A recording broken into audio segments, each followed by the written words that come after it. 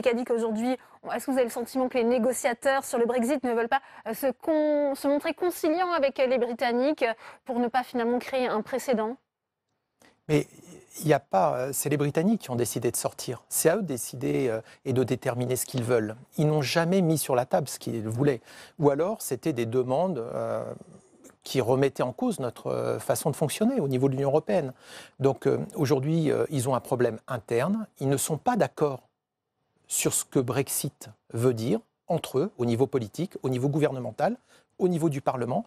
Et c'est pour ça qu'à mon avis, la seule issue, c'est que le peuple se détermine en fonction du résultat et pour décider si c'est ce Brexit-là qu'ils veulent ou si c'est rester.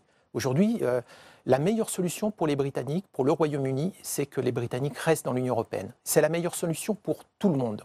Donc, il faut que ce cauchemar cesse, prenne fin. Et aujourd'hui, la responsabilité, elle est politique.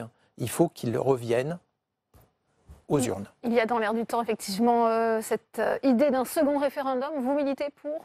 Ça vous paraît encore possible? C'est indispensable. Aujourd'hui, le Royaume-Uni est totalement divisé. Ils ne peuvent pas sortir dans ces conditions. C'est pas possible, ça me semble complètement fou. Il faut que ce cauchemar s'arrête. Et donc, ça a commencé par un référendum qui s'est passé en 6 semaines. La campagne, ça a duré 6 semaines. C'était pas sérieux déjà. Et donc, on est arrivé à ce résultat auquel même les Brexiteurs, que les Brexiteurs n'attendaient pas eux-mêmes, à quelques heures du résultat, ils pensaient de toute façon qu'ils avaient perdu. Et là, on va de délire en délire. Et donc, il faut à un moment que ça s'arrête. Qu'est-ce qu'ils veulent? Et une fois qu'ils ont déterminé ce qu'ils veulent, l'accord, ils viennent le présenter au peuple en disant « c'est ça, le Brexit voulait dire ça, est-ce que vous êtes d'accord, oui ou non ?» Parce que là, je pense qu'il y a beaucoup de gens qui ne sont plus d'accord. Et je remarque dans le Sunday Times, encore dimanche, les lecteurs du Sunday Times, on ne peut pas dire que ce sont vraiment des progressistes, c'est vraiment plutôt conservateurs. On leur a demandé « est-ce que vous pensez qu'il faut un second vote ?» À 70%, ils ont dit « il faut un second vote ». Mais on a mis le résultat du référendum, du sondage, en milieu de journal et on l'a caché. Voilà la réalité aujourd'hui. 66% des Irlandais du Nord ne veulent plus entendre parler du Brexit. C'est 2/3 de la population. C'est à ces gens-là, on va dire que c'est la démocratie de leur imposer de sortir de l'Union européenne. Je crois qu'aujourd'hui, il faut vraiment revenir à la base. Et la base, c'est effectivement maintenant un deuxième référendum. On parlait de ce rapport du Sénat de cette commission spéciale sur le Brexit. Quels sont les enseignements? Quelle est la position finalement du Sénat français sur ce point?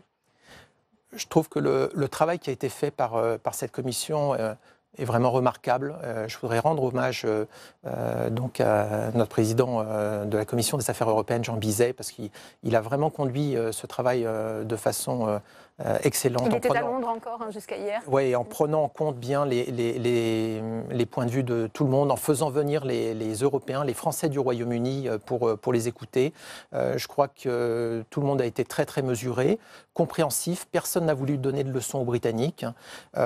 Mais encore une fois, là aujourd'hui, on a une position qui peut apparaître ferme, mais c'est simplement, elle est guidée, cette position, par l'intérêt général des Européens. Une fois que les Britanniques, s'ils sortent vraiment, eh bien c'est un point. N'oubliez pas que tous les États des Balkans ne rêvent que d'une chose, c'est de rentrer dans l'Union européenne. N'oubliez pas que la Moldavie, l'Ukraine rêvent de rentrer dans l'Union européenne. Beaucoup de pays rêveraient de faire partie de cet ensemble. Et cet ensemble, c'est la première puissance commerciale au monde. Elle bénéficie d'une monnaie qui est l'euro.